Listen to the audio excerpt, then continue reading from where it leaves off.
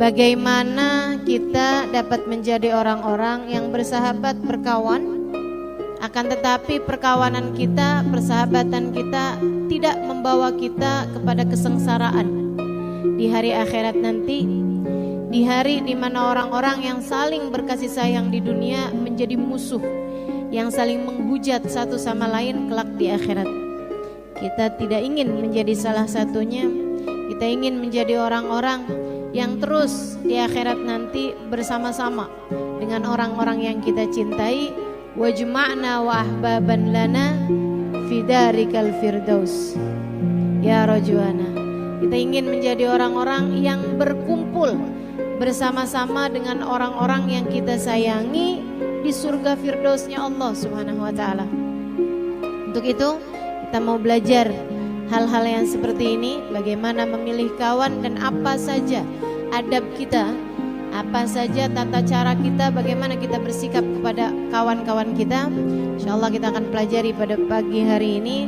Teman-teman saudaraku sekalian saya muliakan, bersahabat sampai surga itu gimana tuh caranya? Ada dua hal yang harus kamu lakukan. Yang pertama, milih teman. Yang kedua, jalanin hak pertemanan. Teman itu dipilih, bukan asal seketemunya.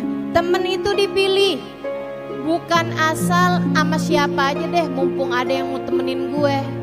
Bukan asal ya udah emang dia tuh orang yang mau temenan sama saya. Jangan asal gitu, temen tuh dipilih. Kalau nggak nemu, sendirian lebih baik. Atau kalau nemu tapi orangnya tidak memenuhi persyaratan pertemanan, maka sendirian lebih. Al-wahda khair min jalisis su' wal jalsatus salih khairun minal wahdah. Berkawan dengan kawan baik itu lebih baik daripada sendirian. Tapi sendirian lebih baik daripada kamu berkawan dengan kawan yang buruk.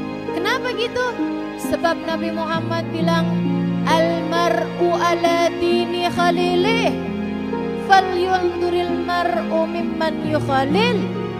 Kata Nabi, orang itu agamanya tergantung dari agama temannya. Falyunduril mar'u man yukhalil.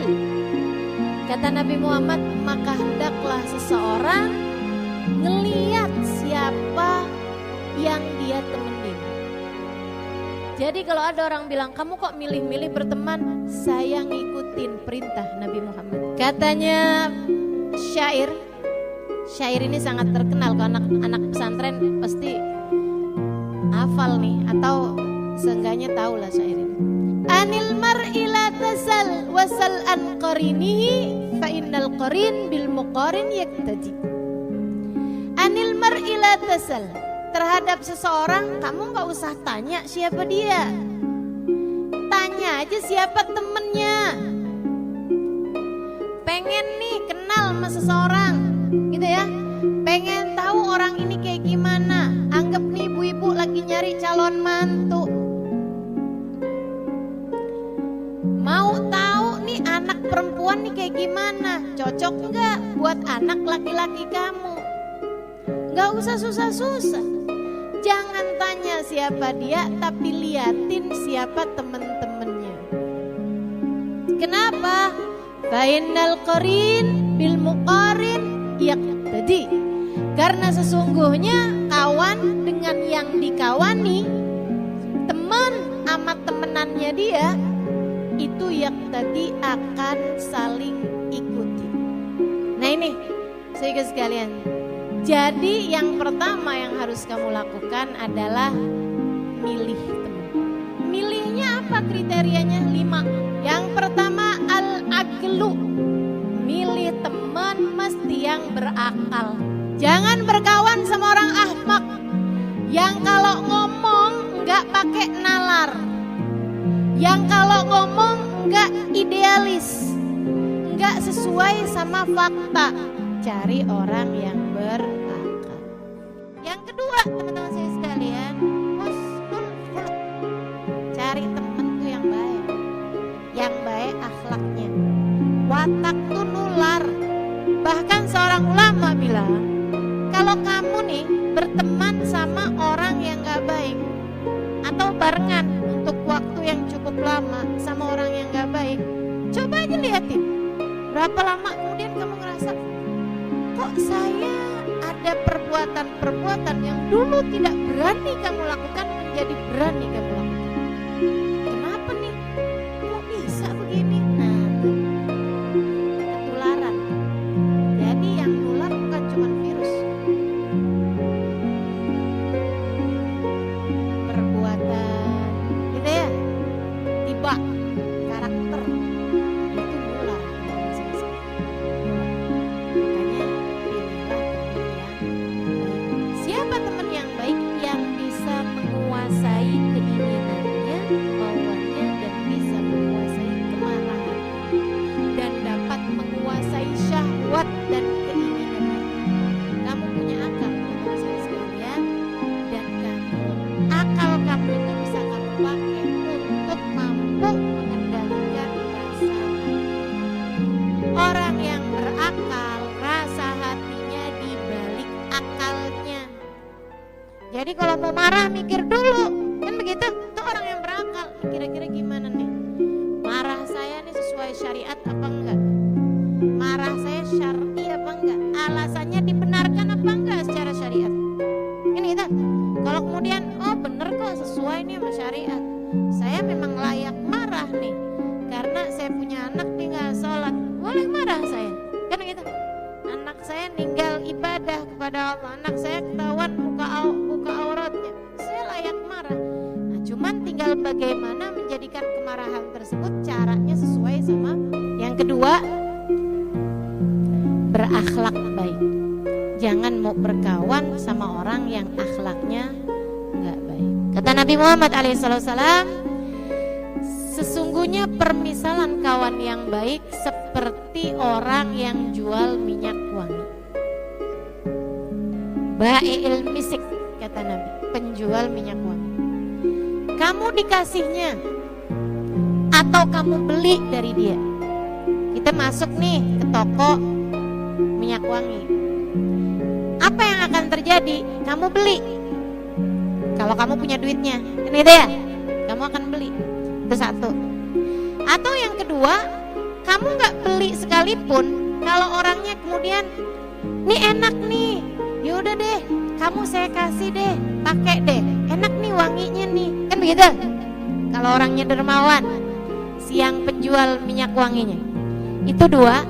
Yang ketiga, teman-teman saya sekalian, sekurangnya kamu nggak sanggup beli karena kamu nggak punya duitnya. Orang tersebut nggak ngasih karena minyak wanginya juga nggak banyak yang dijual, misalnya begitu ya, atau terlalu mahal, dia nggak ngasih juga sama kamu. Sekurangnya kamu keluar dari toko tersebut baunya wangi.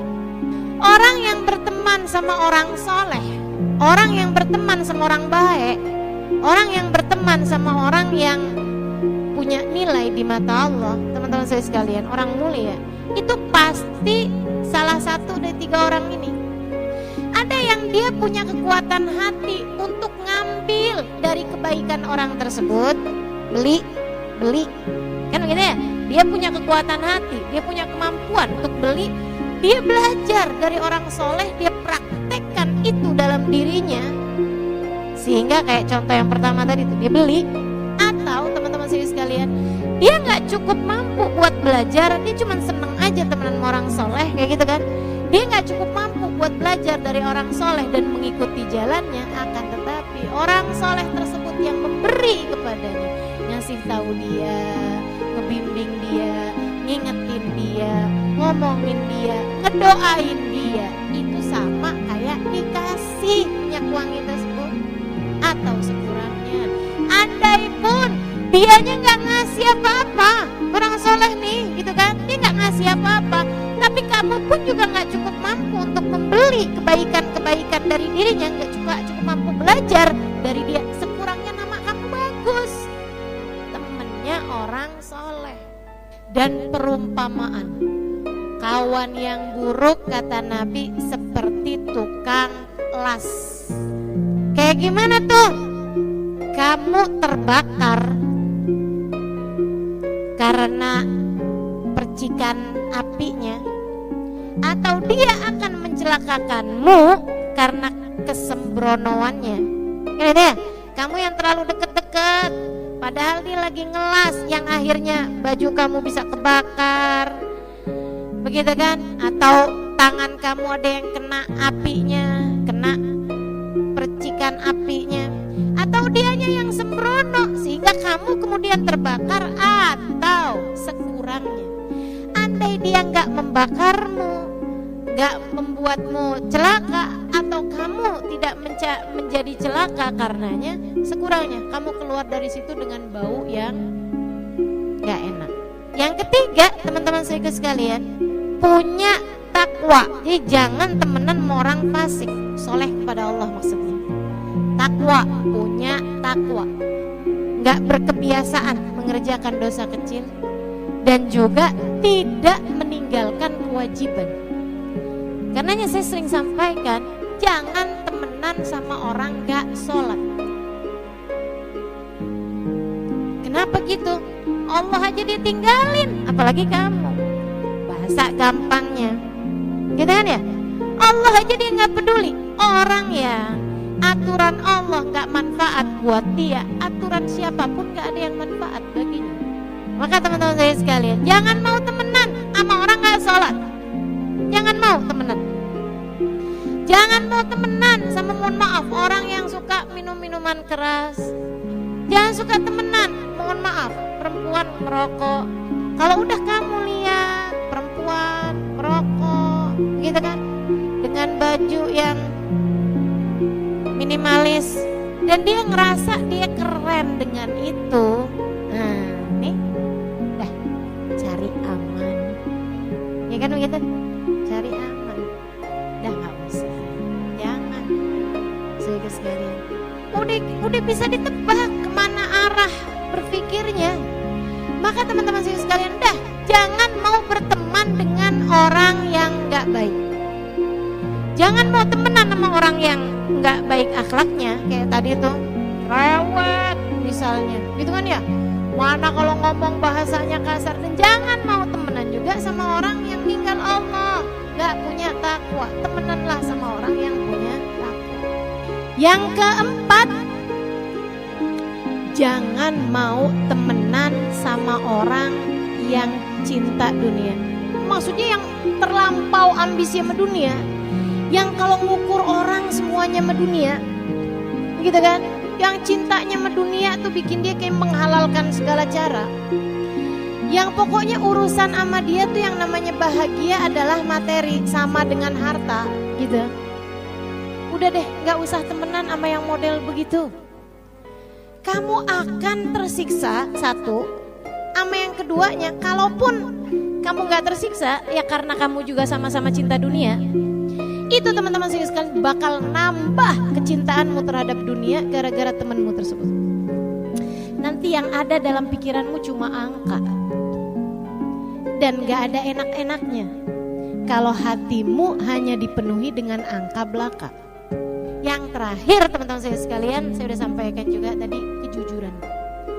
Cari temen tuh yang jujur, jangan mau berteman sama pembohong. Orang yang pernah bohong gak masalah, tapi pembohong beda nih, beda. Pembohong membuatmu gak tahu sama hakikat. Kamu akan berada dalam fata morgana, gak tahu hakikat sesuatu. Kamu kira itu air, padahal itu adalah kilap dari gurun pasir terkena cahaya matahari. Kamu akan hidup kayak begitu tuh, dalam fata morgana. Kamu gak tahu, dia akan menjauhkan yang dekat, mendekatkan yang jauh. Kamu gak tahu, teman-teman saya sekalian. Maka terhadap seorang pembohong, cari aman, cari aman. Ngomong di depan kamu beda, ngomong sama orang lain beda, cari aman.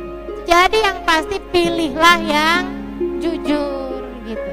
Seenggaknya teman-teman saya sekalian, yang tidak menjadikan bohong sebagai kebiasaan. Jangan berteman dengan pembohong. Tuh 5 syaratnya. Kalau kamu udah ketemu 5-5-nya, jaga pertemanan tersebut. Itu adalah hadiah yang Allah berikan padamu. Semakin tambah akhir zaman, semakin sulit didapat. bertambah, semakin akhir zaman semakin sulit didapat. Teman-teman saya sekalian, kalau kamu dapat, tuh pegangin, jagain hatinya, jagain pertemanan dengannya. Kayak gimana kita mesti temenan sama dia? Perlakukan dia dengan perlakuanmu yang kamu senang orang berlaku dengannya. Kamu pengen teman kamu kayak gimana sama kamu? Nah, kamu kerjain yang kayak begitu sama dia. Nabi Muhammad pernah nih sama seorang temennya. Nabi jalan, kemudian kelihatan ada kayu siwak, potong sama Nabi Muhammad jadi 2. Yang lurus dikasih ke temennya, yang rada bengkok, yang jelek diambil buat diri. Orangnya nanya, Rasul, anta aula bil mustaqim, engkau lebih pantas buat dapat yang lurus. Kata Nabi Muhammad, kamu adalah teman saya, maka seorang teman memberikan yang terbaik bagi temannya. Nabi kemudian memberitahu, tidaklah seseorang berkawan, berteman di atas muka bumi ini, melainkan Allah akan bertanya di hari akhirat nanti tentang perlakuannya kepada temannya. Akan dihisab sama Allah SWT terhadap perlakuan kepada temannya. Nabi juga mengatakan, sesungguhnya 2 orang yang berteman, Allahu ma'indallah, yang lebih mulia dari 2 orang tersebut di sisi Allah adalah arfaquhuma li sahibi, yang paling lembut, yang paling baik, yang paling penuh kasih sayang kepada temannya. Kalau kamu gak cukup sayang sama temanmu, tapi temanmu sangat sayang kepadamu, tuh dia yang lebih mulia di mata Allah. Teman-teman sekalian saya muliakan, dan kalau berteman, ya, selain daripada kamu berteman secara zahir, berteman pula lah secara batin. Artinya, saat kamu sedang sendirian tahajud, doain temanmu lagi susah, mintain sama Allah. Kalau perlu sedekahlah dengan niat, ya Allah, tuh teman saya kesian lagi sakit, ya Allah, saya sedekah dengan niat, semoga Engkau segera memberi kesembuhan kepada temanku ini. Sebab tangisnya adalah tangisku, sebab tawanya adalah bahagiaku, sebab kami berencana untuk bersama-sama terus sampai surga.